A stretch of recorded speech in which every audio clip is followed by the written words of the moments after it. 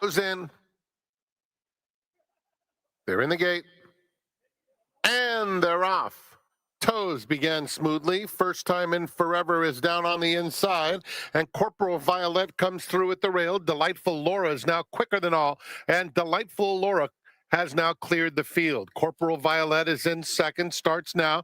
Candy Bar is in between those two. She's a little bit keen through the opening stages. Toes has settled beautifully in fifth. Some 5 lengths off the lead moving into the first turn, with Royal Charter just inside of her, racing 2 clear of Miss Artois. Then comes Run a Mile in My Shoes, who's well off the pace today, racing on the inside of My Perfect Wave. 5 lengths back to Queen Sienna. Take Another Card is next, and the distant trailer, First Time in Forever. They run toward the half-mile pole, and it's Delightful Laura showing the way. Has it a length and a half to starts now. They are followed by Corporal Violet in third, and Candy Bar is just next to her, 3 lengths off the lead. It's another 3 to Royal Charter, racing on the inside of Toes. Miss Artois is next. My Perfect Wave has 8 lengths to make up. They are followed by Run a Mile in My Shoes, Take Another Card, followed by Queen Sienna, First Time in Forever. They have a 1/4 mile to go, and Delightful Laura is still there. Has it a length and a half. Candy Bar on the outside, tries to challenge. Corporal Violet is next. They are followed by Royal Charter, who's made it off the rail. Take Another Card far outside. My Perfect Wave is starting to storm home. My Perfect Wave and Royal Charter are coming after the leader, Delightful Laura. My Perfect Wave. That's 2 for Tim Yakteen in the first 3 races. Delightful Laura finished second. Royal Charter and Miss Artois was picking it up late.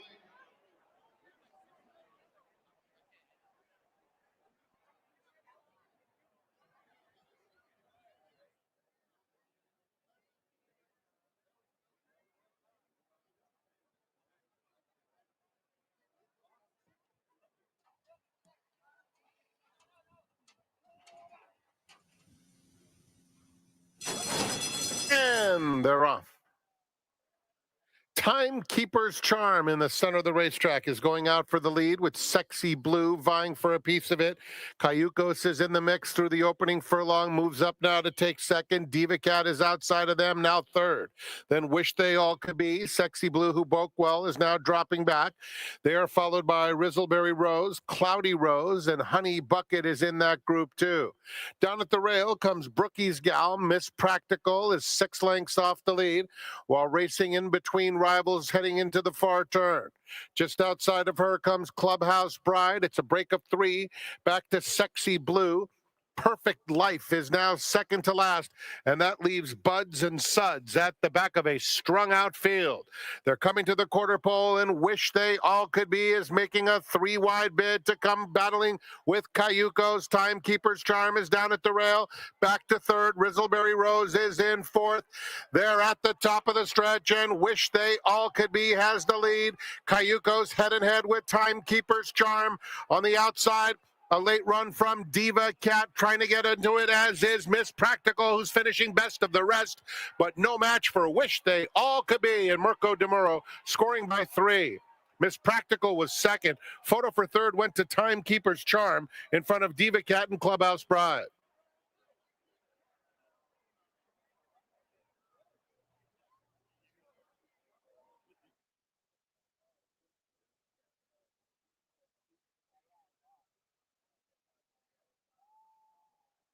The Crocodile. They're in the gate. And they're off in the Matthysse Mile. Tempest Volat sprints out of the gate to take the lead. Friendly Confines has early interest, and Namarone is in between horses. Hiding in Honduras is down at the rail, close up, and now taking third. In fact, having to steady a touch off the heels of Tempest Volat into that turn. Geometry is second to last, leaving Lyle the Crocodile at the back of the field.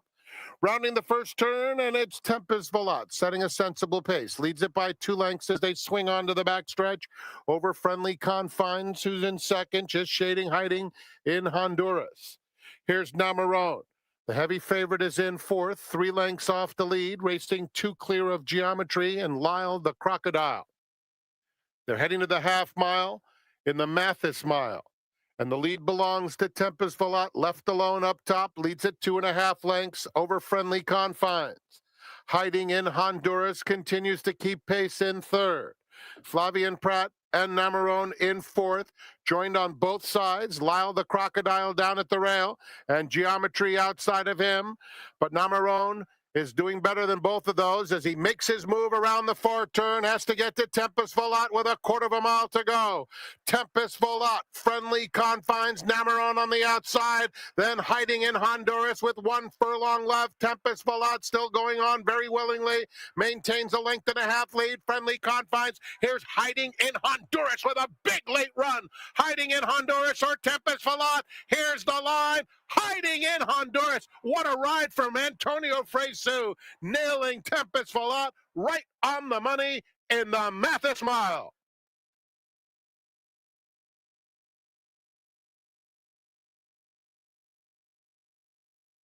Pincay Jr. Stakes. Scratch number 5, British Isles.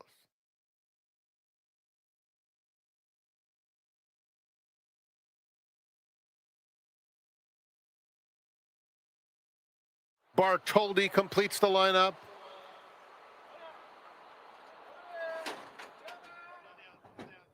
We're in the gate. And they're off in the Lefit Pincay Jr. Bartoldi broke inward very sharply. Vodka, here's Bartoldi sprinting up on the outside, and Nisos holds his ground down at the rail. Nevada Beach is just behind this trio, 3 lengths off the lead.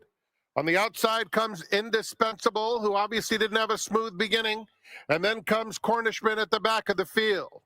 Around the first turn, it's Vodka, prompted by Bartoldi, a neck back second. Flavian Pratt and Nisos drafting in behind them in third, only a 1.5 lengths or 2 off them.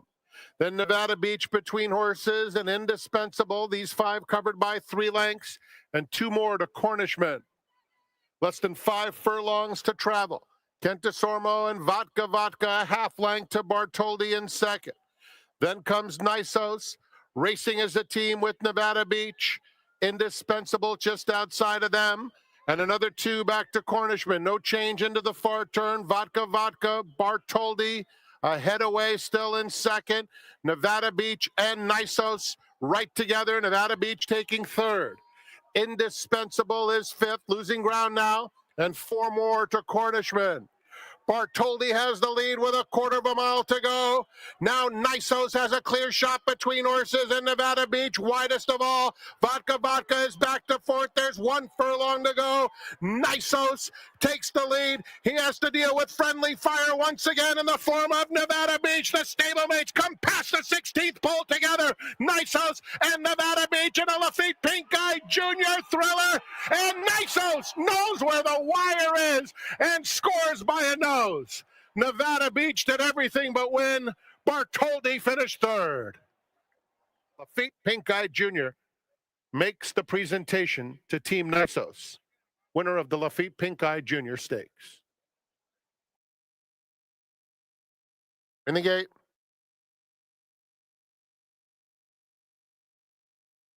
And they're off. Ballyvongig bounced out and sprints quickly to the front. Proof He Rides has some early interest too and moves up to be a clear-cut second as they run down the hill. Just outside of him comes Mescalero in the mix early, as is Mucho del Oro, flashing his customary early foot. Sneaking Candy is down at the rail, taking fourth. That group is followed by Legitimate. Winning Patriot is racing in between horses, about 7 lengths off the lead, as they race past the half-mile pole. Anmer Hall in the pink silks is down at the rail. Yakolev in the white is passing a couple of rivals. He's currently just outside of Litigation. At the back of the field are Hot Rocket in the green, racing 3 in front of I'm Gonna Be Somebody. And Anmer Hall is the trailer as they reach the top of the stretch. It's still Ballyvongig with the lead as Proof He Rides takes aim on the outside. These two dominating thus far. Mucho del Oro among the lineup, along with Yakolev, who's starting to finish nicely. They're coming to the 16th pole. Kyle Frey asking Proof He Rides on the outside. Yakolev is really picking it up late. Proof He Rides, Yakolev, and Ballyvongig. Proof He Rides scores. Yakolev was second. Bally Von Gig held third. Multiple horses in the battle for fourth, including Katona and Hot Rocket.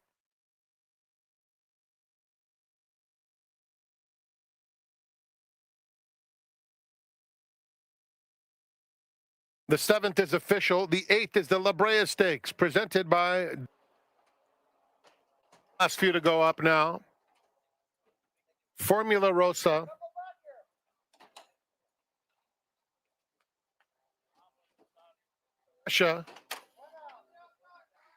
Silent Law to the outside.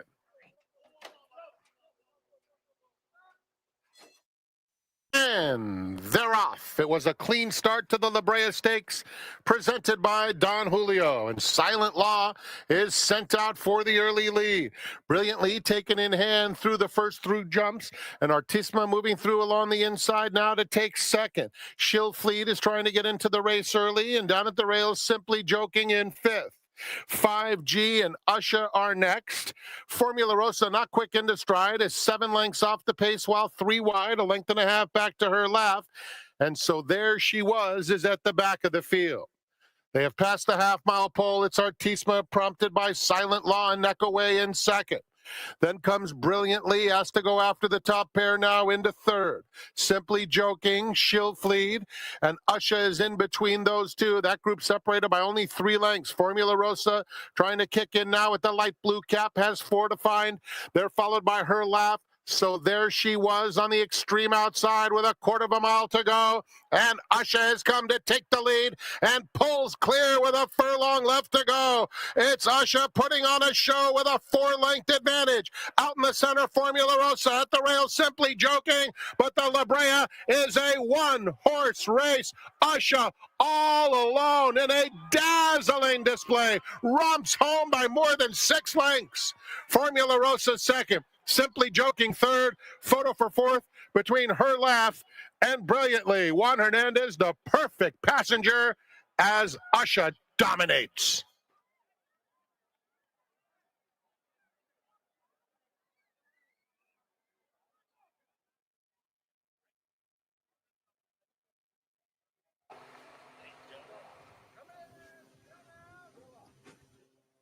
Renegade, and they're off in the San Gabriel.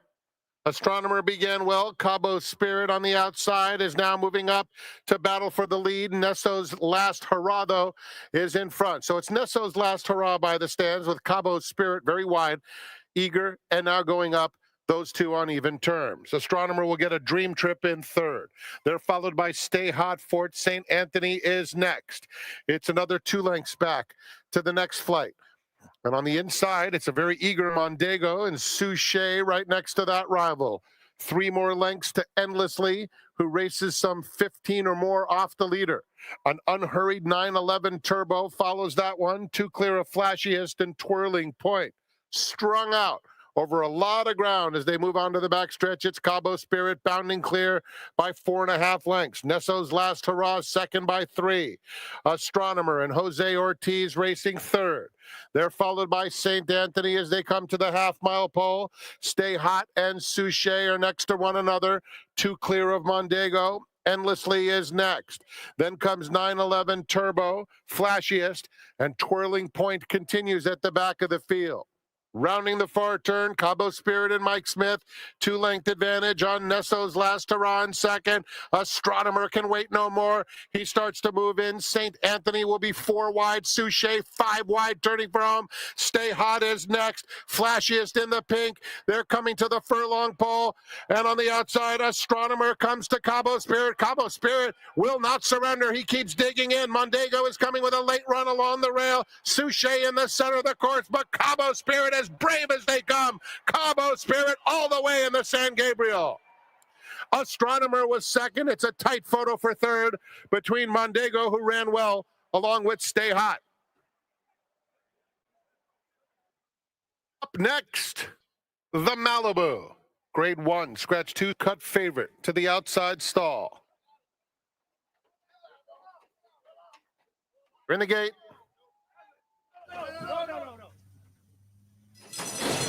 And they're off in the Malibu.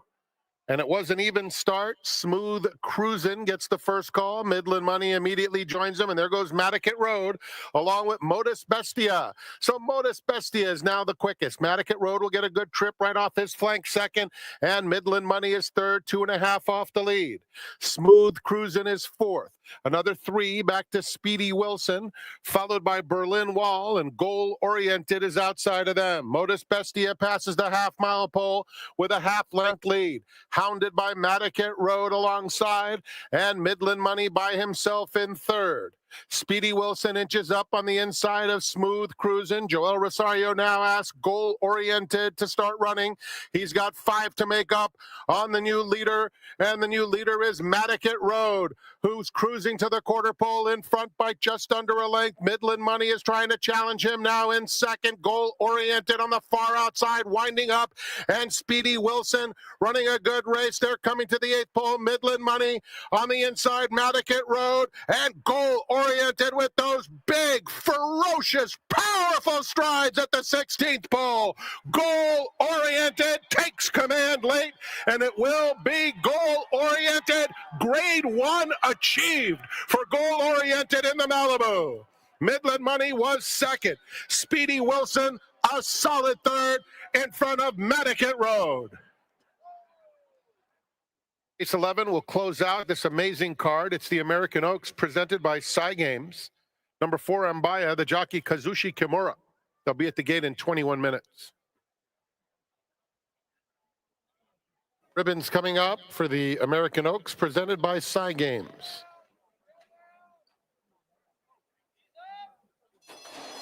And they're off in the American Oaks presented by Cy Games. And Will then sprints through on the inside with Ribbons and Cliffs prominent in between those two as they cross the dirt and get to the main course. And it will be Ribbons on the outside, intent on getting to the front. At the rail, Will then Cliffs alongside her. Then comes Slick, and Mbaya is down on the inside, 4 lengths off the lead with a lap to go. Totally Justified is next. Resolve is just inside of her. That pair is followed at the rail by 1,000 Miles. Take a Breath is next. And the 2 trailers at Scylla and As Catch Can. Moving into the first turn, and it will be Ribbons showing the way. Ribbons has it by 1.5 lengths. Jose Ortiz and Cliffs gliding along in second, and Will then is down at the rail racing third. Then Slick, followed by Mbaya in 5th. They are followed by Totally Justified on the outside of Resolve, 1,000 Miles. Inside of that one is Take a Breath, who's now 8 or 9 lengths off the lead. She is just now about a length behind Resolve. 1,000 Miles is 1 length in front of As Catch Can, and at Scylla is still at the back of proceedings. Less than a half mile to travel in the American Oaks presented by Cy Games.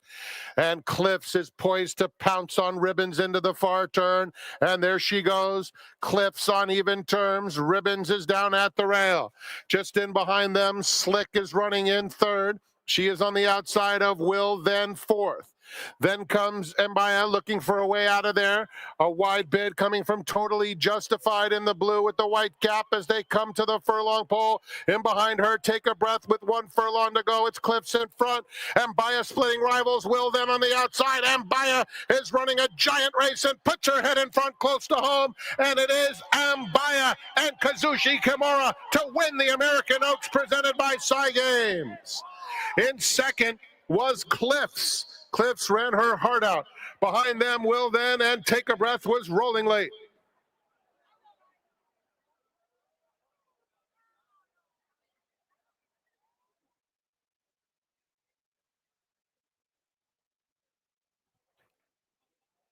Late pick 3, 567.90. Note that there is a late pick 3 consolation with the late scratch of Cornucopian that pays 318.60. Pick 4, 464.65. Pick 5, 5,132 even. Super high 5, 29,839.10. In the pick 6 today, 6 of 6, good for 13,800.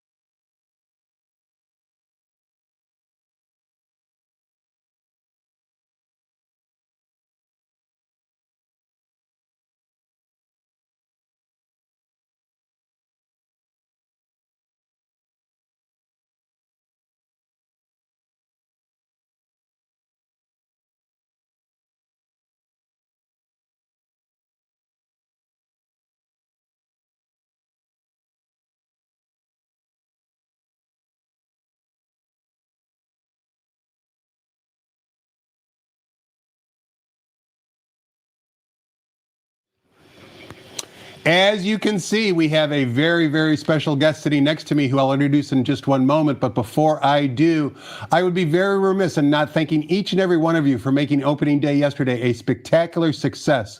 Over 40,000 people, including my seminar guest today, was in attendance here, and over $17 million was wagered on the 11 race card. There was a lot of energy, a lot of excitement, and of course, great racing, which is what this is all about. So thanks to each and every one of you for making that a success story that it was yesterday. But that's turf history. We've got to move forward to today. And as you can see, I've got Lefit Pincay Jr., the living legend, as my seminar guest today. Not only is he spending 40 minutes with us right now during the seminar, but he's celebrating all day long his 79th birthday. Come on, Lefit, you're not 79, are you? No, I don't feel it. You don't look it. Let's put it that way. Yeah. What's the secret to the fountain of youth? What do you do that other people your age look, a lot worse than you do? Well, throughout my career, I did so many different diets, and at the end, I started doing a very healthy diet. Sure. That I think it helped me a lot, not only in my riding career, in the last few years of my career, Sure. but after I retired, I kept on doing it. Now, there's a story out there. You and I have talked about this before, Laffit, that D. Wayne Lucas told a story that you and him were flying first class and the stewardesses brought out the meals and you took one peanut out of the bag and put it on your tray and cut it up into pieces. And that's the only thing you had the entire flight. But you tell me that's hogwash. Well, I don't remember that.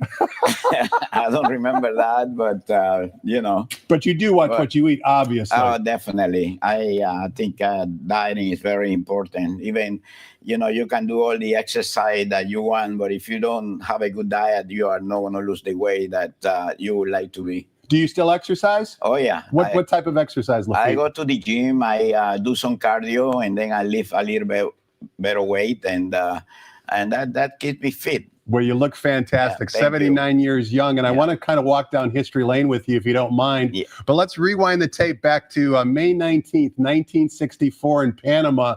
And here you are in the winner's circle aboard your very first winner. This was obviously many, many moons ago. There you are with the beaming smile. You were a young man.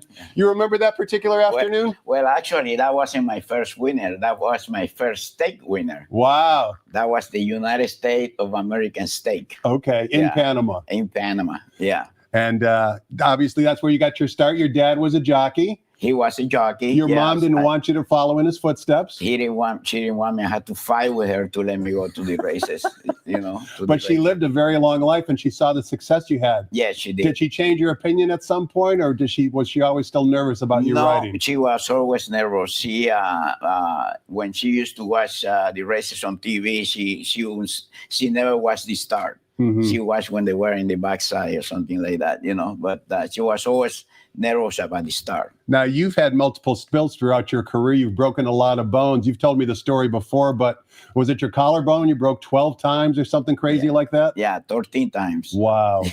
Do you feel it today? In other words, do you get any arthritis or any sort of aches and pains? Not at all. Not at all. That's what I'm telling you, that my diet is working, because I don't have any. After I retired, yes, I had a lot of problem in my neck because of the fracture I had in my neck that I had to quit. I had to retire. And but after a while, I kept working on it and doing therapy and all that, and eventually it went away. Do you miss riding? No, well, and a day like yesterday, sometime, I wish I would have been on this horse. Big crowd, good energy, race named in your honor. Yeah, that was a great race, right? Yeah. Nisos and Nevada Beach coming down the lane. We didn't know who would win. Yes, it was a great race. Great finish. Lefit, before we break, real quickly, what made you such a strong rider? Of course, one of your legacies is the $2 bettor always enjoyed playing you because you never gave up, and it seemed like you picked horses up and made them cross the finish line first. What attribute did you have that maybe other jockeys didn't? Well, I always tried to be very fit. Even when I was suspended or whatever, I tried to be very, very fit, and I always follow the advice that a professor in Panama, my teacher in Panama, when I was going to the jockey school, he told me, he says, all the time, be in good shape. Always. Don't never be out of shape. Even when And you were on the bench, you tried to yes, stay in yes, tried to stay in yes, shape. Right, yes, right. yeah. Well, Lefit Pincay still is in great shape, as you can see. We're just getting warmed up. We're going to walk down memory lane, talk a little bit more about Lafit's career throughout the history books. Also, we're going to put Lafit to the handicapping test, see who he likes on today's 9-race card. But before we do any of that, let's toss the microphone over to track announcer Frank Miramati and get the early changes on today's Monday's card here at the Great Race Place.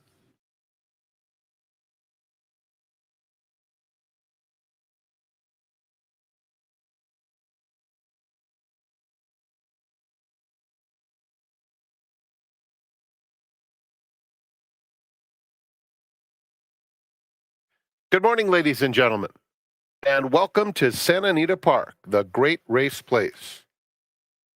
The track is fast, the turf course rated firm. Note that the rail on the turf will be out 20 feet today. Here are the changes. It's the blinker note in race 1. It's the start of the early pick 5. Race 2, scratch number 4, Krista McAuliffe. Early pick 4 wagering is offered. The third is the Blue Northern Stakes. Number 2, Hypergamy, the jockey Emisael Jaramillo. Emisael Jaramillo rides number 2 in race 3, Antonio Fresu off his mount. Race 4, number 1, Luby's Music, make the jockey Mirko de Muro. Scratch 4, That's All Right Mama. Scratch 5, Sparrow. 4 and 5 are out of the 4th, which does kick off the $2 pick 6. Race 5, number 3, Mr. Leisure, make the jockey Arad Ortiz Jr. The 5th race is the start of the late pick 5, as well as the all-turf pick 3 on races 5, 7, and 9.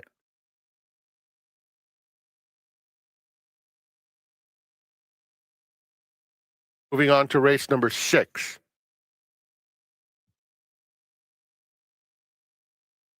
In the 6, scratch 3, B. Grayson, and note that 7, Bally Hooligan, the jockey is Flavien Pratt. Race 6 starts the late pick 4. The 7th is the beginning of the late pick 3. Scratch number 1, Imagination. Note that number 4, Flyover, will now be ridden by Juan Hernandez. Number 6, Motorious, to be ridden by Arad Ortiz Jr. Scratch number 7, Unconquerable Keen. The 11 and 12 will run. Scratch numbers 13, 14, and 15. Note that the jockey on 11 was just named Emisael Jaramillo. Will ride 11, Awesome Rhythm. Scratch 13, 14, and 15. The 8th race kicks off the $5 late daily double. Number 3, the Gypsy Cowboy, make the rider Joel Rosario. And in the 9th, with super high 5 wagering, number 8, Isos, the jockey is Arad Ortiz Jr. Scratch 9, American King. Scratch number 12, Chapter 1. 9 and 12 are out, 11 does run. Enjoy your day at the Great Race Place. Let's get immediately back to this very, very special guest, the birthday boy himself. If you've ever watched a race at Santa Anita Park, you know his name. The living legend has graced us with his presence today. A warm welcome for Lefit Pincay Jr. with Tom Quigley.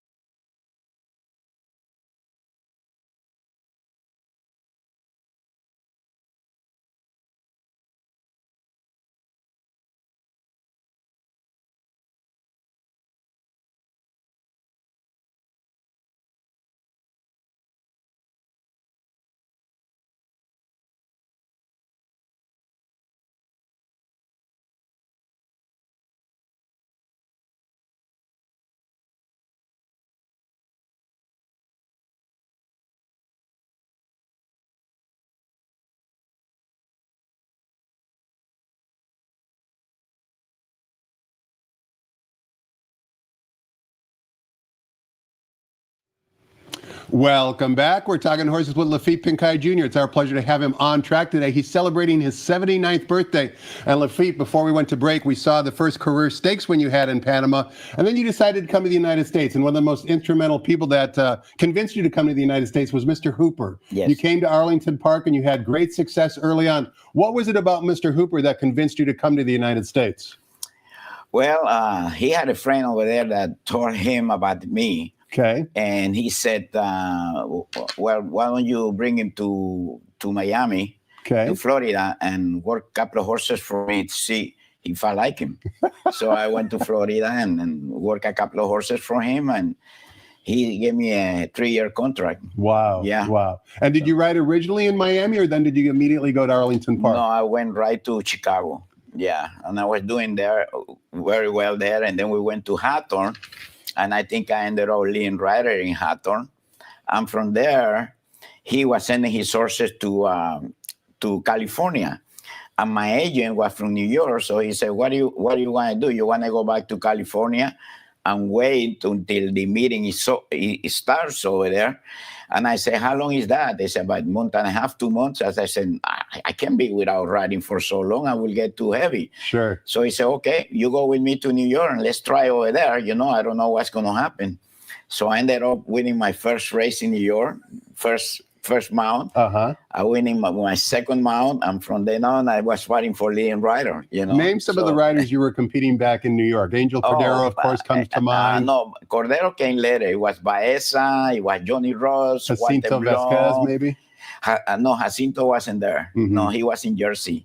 Did they embrace you, or were they like, "Who's this new kid? Let's ride him out of town"? No, they were good. Icasa was there, yeah, and Papito Agustines was there, you know, and it was nice. I was so proud to be because Aqueduct Racetrack was supposed to be the best. Sure. It was the apple, you know, big apple. After that month and a half, then did you go to California? You stayed in New York? I came to California. So you had a reputation by then. People started to hear about who you were. Yes, because I won a lot of races in New York. And did you do well when you came to California? And then what it helped me the first day that I beat Shoemaker a nose on Rising Market. Now you must have been nervous riding against Bill Shoemaker. He's your hero. Well, correct? actually, I wanted to compete with him. Not that I knew that I was gonna someday beat his record, sure. You know. But I sure was it was an honor for me to ride against him, and I wanted to be here. You're a competitor. I can just tell by the words you're using. You're a competitor. Yes. What about if we play tic-tac-toe? Would you want to beat me every single time? Of course.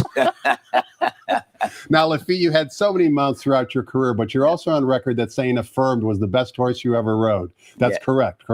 Very correct. Why do you say that? In other words, of all the horses you could choose from, why was Affirmed the best horse you ever rode? Well, he was very, very smart horse. Very smart, very competitive, and he could go any distance. And you could do anything you wanted with him. You could be on the front, or you can come from behind, you know. And every time I went to ride him, I trust him that he was going to break in front and he was going to be no problem, you know. So it's such a plus to ride a horse like that. Well, speaking of breaking and going basically wire to wire, the 1979 Jockey Club Gold Cup at Belmont Park was his final race of his career. Spectacular Bid was in the race. Let's take a look at the video of the stretch run of the 1979 Jockey Club Gold Cup with Lefit Pincay on the lead with Affirmed. On the outside, Affirmed on the rail. It's Coastal between those two. Spectacular Bid. Those three now across the track approaching the 8th pole. Affirmed once again draws clear by a length. On the inside, it's Spectacular Bid in second. Coastal is dropping back in third past the 16th pole. Affirmed on the outside takes this race. Horse of the year, Affirmed in front. 1979, Lefit. What do you remember about that race? Oh, I tell you what, I have never felt so much pressure in a race. Really? I'm going to be honest with you. Really? The Breeders' publicity, Cup, Kentucky Derby. We were going for Horse of the Year. Okay. The kind of a race that he was, you know, and it was a West against the East, you know, Shoemaker against Pinkey, you know, it was a, and what I tell you, I think I rode really a good race, and Cordero and George Velasquez, my good friends in New York, they told me, for whatever you do, don't go inside. Don't go inside. So I listened. You followed their instructions. Oh, yeah. Affirmed had a habit of never changing leads, including that race. Did that ever bother you? Or just who he was? No, you're talking about Affirm. Yes. Sometimes he stay in the wrong lead. Yes, yeah. But he as long as he saw another horse, he will fight. He was just as competitive as you. Yes. Now, you did win one Kentucky Derby for Woody Stevens aboard Swale. What do you remember about that afternoon at Churchill Downs, Laffit? Well, I remember that, for some reason, I had the feeling that was going to be my last chance to win a Derby. You had ridden before. Had that feeling. Right. Swaps was one of them. And before the race, I remember saying that prayer. That is a very famous prayer that I said that I said, I never ask you for God, I never ask you for anything. But today, if you can give me a little push, I really appreciate it, Well, let's take a look at the horses are turning for home for the Swale with the Lefit Pincay aboard for his very first and only Kentucky Derby win.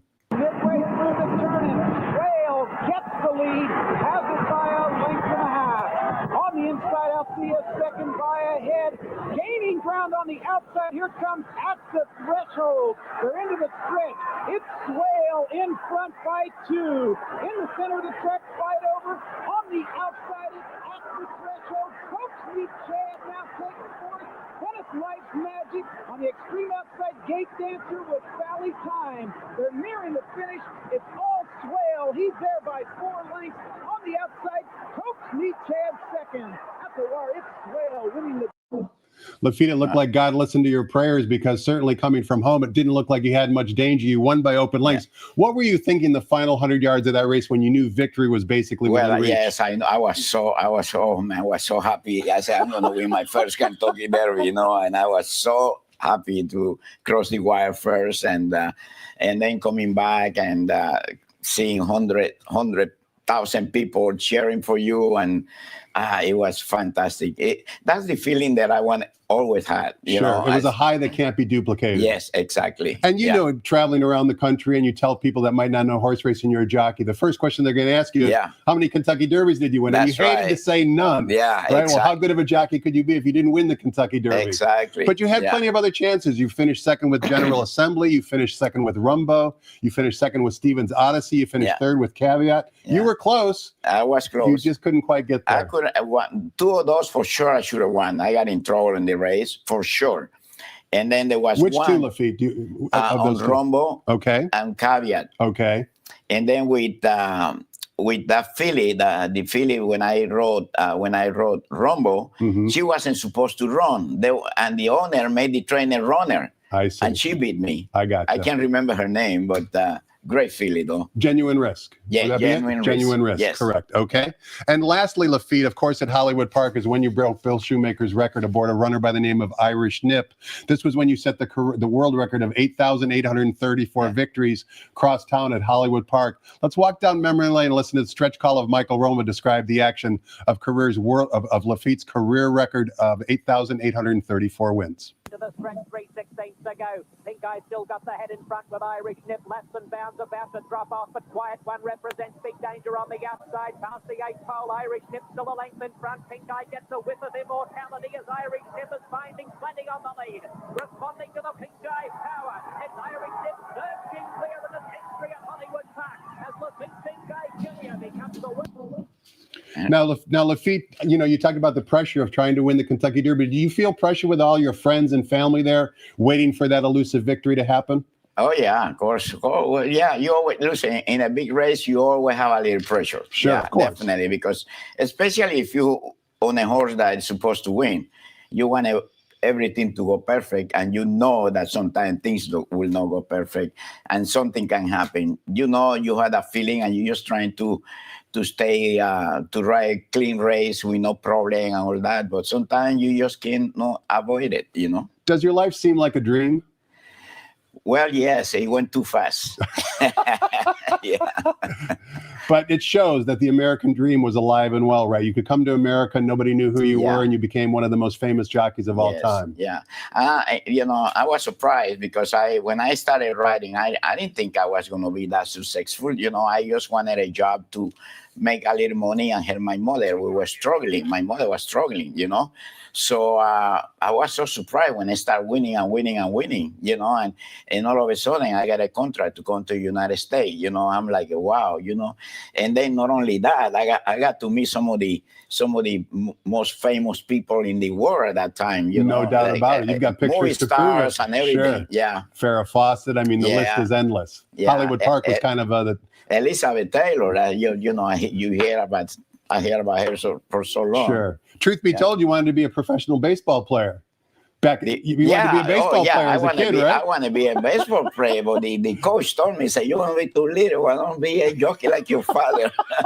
And I said, "I don't want to be a jockey." I was disappointed, Sure. So, it's funny how life takes those twists and turns. Yes. Talk to us about your children. Of course, the most famous one is your son, Lefit Pincay Jr, who we see on the broadcasting team around the country. You must be very proud of him and all your children. Tell us about who they are and a little bit about, whether they're into horse racing at all. Yes, I am. My son, he's doing so well, and I'm very proud of him. He never gave me any really problem, and he's very, very, he's a hard worker guy. Sure he goes and work, and he's very prepared to go and work. Did he want to be a jockey? Was he small enough to be a jockey? No, I don't think so. Okay. I think he wanted to be a pitcher. A baseball Another baseball player. guy. But he got hurt very early, so he had to quit. But he started watching my tapes one day, and then he told me that I want to do this, and I said, go for it, That's fantastic. And then my daughter, she's got a saloon over here in Monrovia, and she cut hair. She's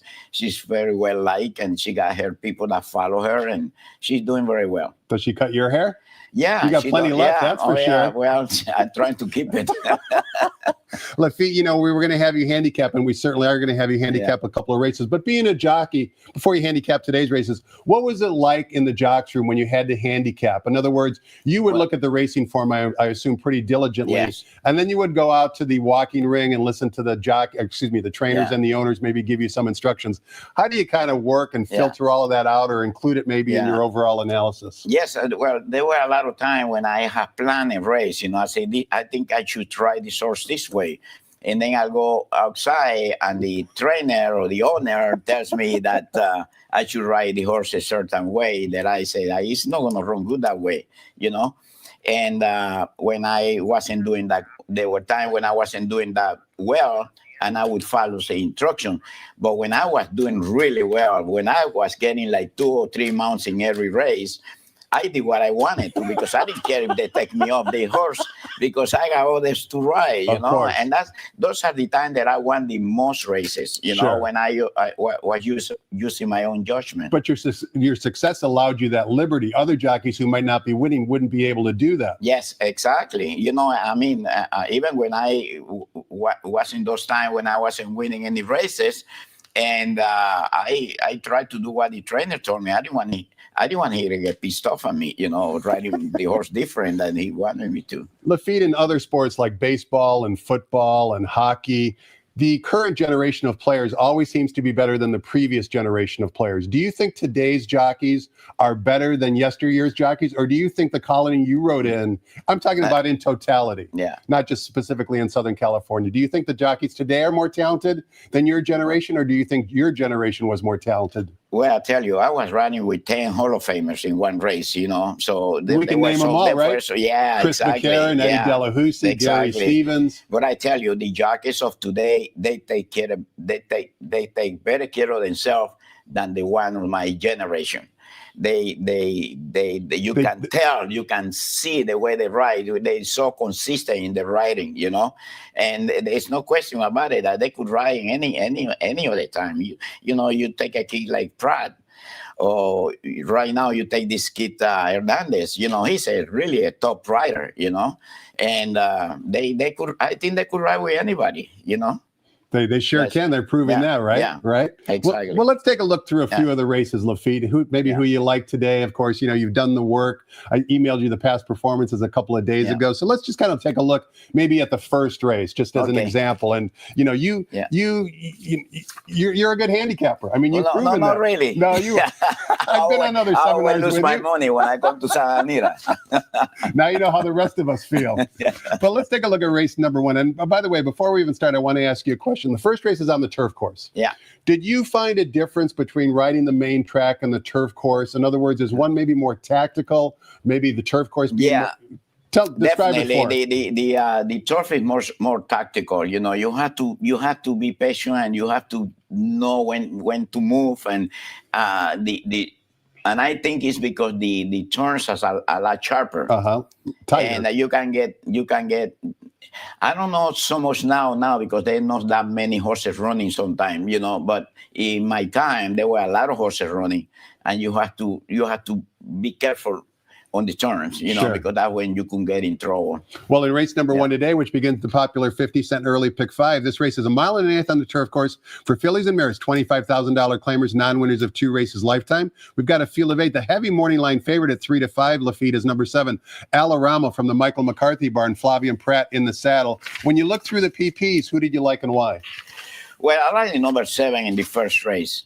I think this horse, he have some last 3 races that been good. The last race, I think he got in trouble, and he finished really fast, and he looks better than the other horses. And I like the number 1 horse to finish second. That would be Sakura Flavor. Just one statistic courtesy of Brad Free at the Racing Form regarding the current betting choice in Laffit's top pick, number 7, Alaramo. Whenever trainer Michael McCarthy and Flavien Prat team up on the turf course, the last 5 years, they're 18 for 46. That's a 39% win clip.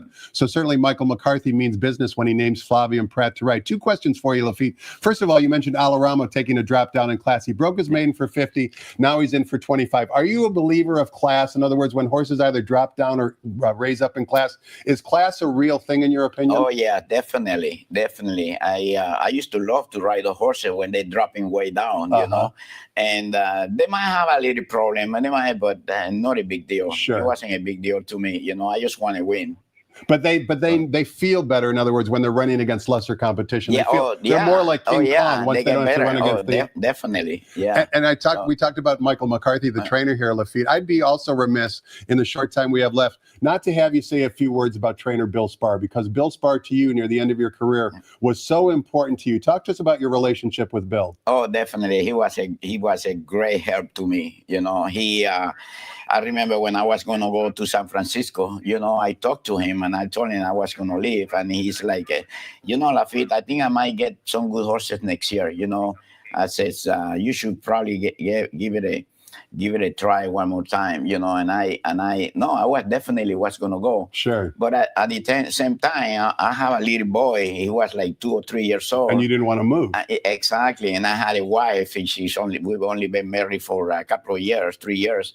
And I'm like, it's going to be a lot of tough for the family, moving over, going over there, and me coming back, and this and that. And I said, you know what, I'm going to give it one more try. And Bill was there to support you. Yes, exactly. And then, Bill was a big support. And then pretty soon, that's when I changed my diet, and I started eating very healthy. And then I started winning races. And then my career took off again. And it was a lot of fun. You weren't expecting it. Oh, yeah, not at all, so. Let's take a look at race number 2, Laffit. Well, we've got the time. Race number 2 begins the popular 50-cent early pick 4. This time we're sprinting 6 furlongs on the main track. Maiden special weight Calbred, 2-year-old filly. Scratch the 4, leaves us with a field of 6, including the morning line favorite on the bottom, number 7, Billie Holiday, who's 5-2 on the morning line. Before we get your thoughts on the race, Laffit, a question for you. Obviously, you had a long and illustrious career. How active were you in the morning exercising horses? Maybe both early in your career and then later in your career. In my career, I was working every day. I got up early. I go to the barn when I was on the contract. I go and work the horses on my barn, and then whatever else around it was, I did that for a few years. But as time went by, I started when I got home. And I ate something. I didn't eat a lot. I ate very little. I got so sleepy. I I needed the energy, you know. Sure. So I wasn't putting enough in my body, so I was sleepy. And I had a wife, you know. I couldn't just go home and go to sleep. So I had to give up on going in the morning, which it cost me. Did It you cost have me. problems maintaining your weight? In other words, was that another reason why you had a strict diet, or was your weight never really an issue? No, my weight, my It weight was an was a issue. big struggle in my career. Big struggling. You know, I was struggling with my weight. I mean, ever since I started, you know. And you had to overcome And that. and it wasn't like I ate a lot. I always eating very, very little. Sure. But it still had to reduce. Cause we all that, you know. Sure, So sure, particularly as you get older. yeah, exactly. Let's take a look at race number 3, Laffit. This is one of our 2 stake races on today's card. It's the Blue Northern Stakes, 1 mile on the turf course for 2-year-old fillies. As we remember from yesterday, Antonio Fresu suffered an injury, so he's off all mounts today. Make Mr. Hamarillo, the rider on number 2, Hypergamy. We've got a field of 6. The morning line favorite, number 4, La Vie Lumiere, once again for the Michael McCarthy, Flavio and Pratt tandem. Yeah. Give us your thoughts on race 3 from a handicapping standpoint, Laffit. Yeah, I like this filly, the number 4, La Vie Lumiere, with Fabian Pratt. I think that she looks the best, you know. And actually, I like number 2, Hypergamy, to finish second in that race. Okay, number 4 and number 2. Number 1, Total Val, is an interesting long shot, Laffit. Yesterday, you might remember the horse, I should say the filly that Total Val beat last time on November 29th was the runner who won race 1 yesterday. So certainly that bodes well for Total Val taking a step up in class. But certainly number 4, La Vie Lumiere, looks to be tough. One more race, Laffit, to get to before we have to say goodbye. You've got a busy afternoon planned. Race number 4 begins the $2 pick 6, always a popular wager here in Southern California. This is for maiden special weight fillies and mares, sprinting 6.5 furlongs in the main track. Scratch 2 horses, take out the 4 and the 5. That leaves us with a field of 6, including number 8, Into the Hall from the John Sheriff's Barn, who's 8-5 on the morning line. Before we get your thoughts on the race, Laffit, it kind of brings up a question. When I mentioned John Sheriff, of course, I immediately remembered Zenyatta, who was probably the best runner he's ever trained. Do you come out to the mornings much, either to Clocker's Corner or maybe walk around the barn area and shake hands with some of your old friends? When now? Yes. No, I never do. You only come in the afternoon. Yes. Okay. When I come, come in the afternoon. Yes. Okay. Yeah. But Zenyatta was obviously a very, very talented filly. Definitely, she was unbelievable. She unbelievable. almost like an Amazon. Yes. Yeah. Yes. Who do you like? Who do you like in race number 4, Laffit, from a handicapping standpoint? I like number 7. I think I like her work. You know, I like her work, and I think I pick the number 1 to finish second. So 7 and 1, Convo is a first-time starter. Joel Rosario in the saddle for trainer John Sadler. And number 1, Luby's Music, a second-time starter owned by JMS Stable with Richard Mandela as the trainer. We've run out of time, Laffit, but we do have time to wish, on behalf of everybody here at San Anita Park, you a very, very happy birthday. I want you to make a wish, and I hope it comes true, because it's our honor to have you here today as a guest. Thank you so much. You're welcome, Laffit. Please make a wish. That was great. We know you're not going to eat that. That's for sure. I might have a little piece, but blow out the candle, Laffit. Show everybody you still got the lung power. There you go, Laffit. Thank you so much. It's been an honor and a treat to have a living legend sitting next to me for the next 40 minutes. I'm very privileged to be in this seat. We're so happy that you decided to join us. You're an absolute credit to the game, the thoroughbred sport, the industry as a whole, and I hope you enjoy a fantastic afternoon here at the Great Race Place. Tom. Anytime. Happy Laffit. Happy birthday, Laffit, and many, many more. Thank you so much. Thanks to all of you for watching. Hope you enjoyed it. Living legend Lefit Pincay been our special guest this morning.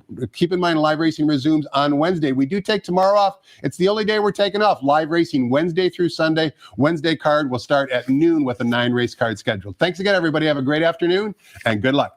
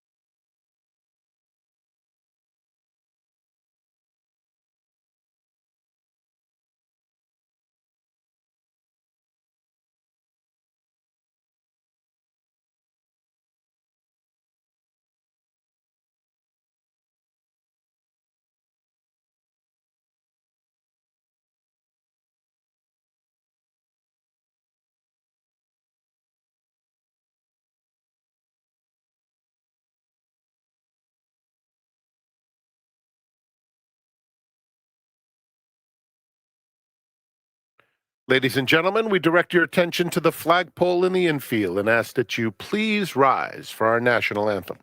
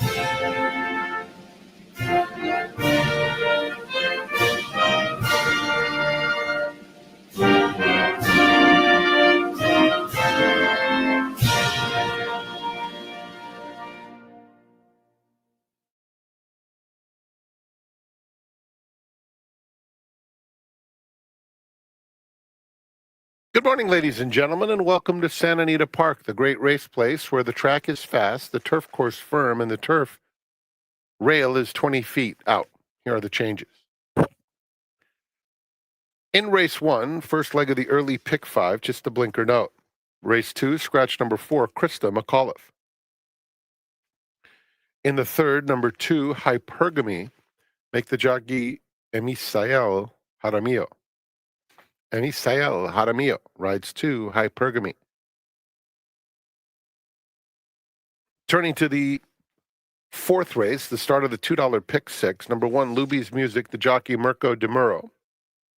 Scratch 4, That's All Right Mama. Scratch 5, Sparrow. 4 and 5 are out. In the fifth, number 3, Mr. Leisure, the jockey Irad Ortiz Jr. The all-turf pick 3, 5, 7, and 9, and late pick 5 kick off with the fifth. Race 6, scratch 3, B. Grayson. Note the number 7, Bally Hooligan, the jockey Flavien Pratt. In the seventh, the Joe Hernandez, scratch 1, Imagination. Note 4, Flyover, now ridden by Juan Hernandez. 6, Motorius, Irad Ortiz Jr. Scratch 7, Unconquerable Keen. Jockey for number 11, Awesome Rhythm, is Emisael Jaramillo. The 12 runs, then scratch 13, Feel the Magic, 14, Son of a Birch, and 15, First Piece. 13, 14, and 15 are out. Eighth, race 3, the Gypsy Cowboy, now ridden by Joel Rosario. In the ninth, 8, Isos, the jockey is Irad Ortiz Jr., scratch 9, American King, scratch 12. Chapter 1, Super High 5 wagering is offered on the last. Someone did hit it yesterday. And note that the 11 runs. Enjoy your day at the Great Race Place. They'll be at the gate for race 1 in 27 minutes at noon.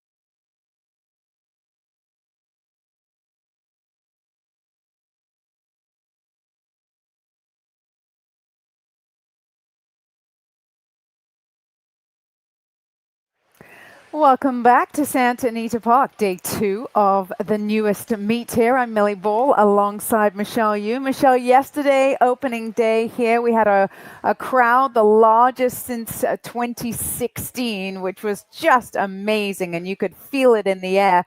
What was your highlight of yesterday, opening day? I think, first of all, just seeing the crowds here really enjoying themselves. Over 40,000 people showed up to support Santa Anita yesterday, and I think everyone had a great time. I saw young people, old people, everyone was smiling and laughing, and the front side was packed to the brim, and everyone just had that palpable excitement. So I really enjoyed that. I think as far as on the racetrack goes, my only winning bet of the day was hiding in Honduras and Tempest Velat, so I was able to cash in on that very close exacta. Right. So from a monetary standpoint, that was it. From a fan standpoint, I loved the battle of Nisos and Nevada Beach. I mean, Flavian was super chilly on that horse for quite a while, but Nisos just ultra game in that victory. And I can't think of another Breeders' Cup winner that came back to run the same year, because generally when you won a Breeders' Cup race, that kind of just wraps up your championship year.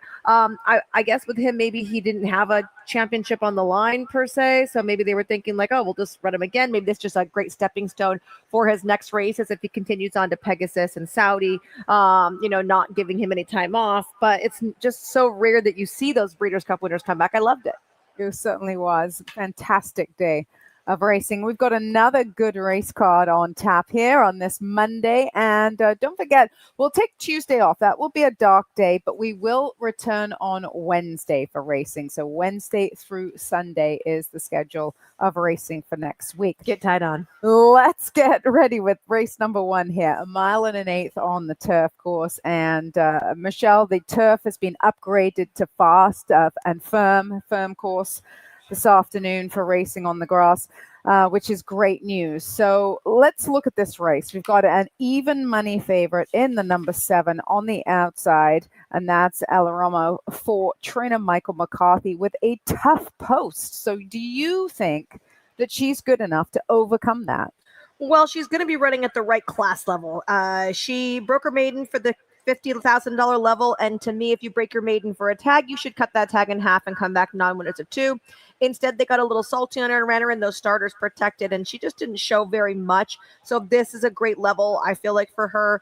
You're going to get Flavian Prat, and talk about percentages. Michael McCarthy and Flavian Prat teamed together at 42%. So they know how to win races as a team. I think a lot of bettors are looking at that. Is she a walk in the park? Not necessarily. I actually am a little shocked on the price at the 5, Sweet Delta Dawn in here for Richie Baltus, because she broke her maiden special weight, which is better than breaking her maiden for 50. And she's been running against allowance foes and getting beat in those last couple by a significant amount. But this is a huge class drop into the 25 non-2. She's never been risked for a tag, much less a non-winners of 2 life. So I feel like this is a big price on a filly that certainly could win this race. And her work on December 20th on First TV was super. I mean, she went a minute in that work, but she tried really hard. I love this sort of gutty effort she put in that morning. So Sweet Delta Dawn on the dropping class. To me, you're going to get a filly that's going to try, and she'll have to try a little less than she did in her last few races. Lady Lithesome. Now, I actually had to look up. I'd heard of the word Lithesome before, but I couldn't remember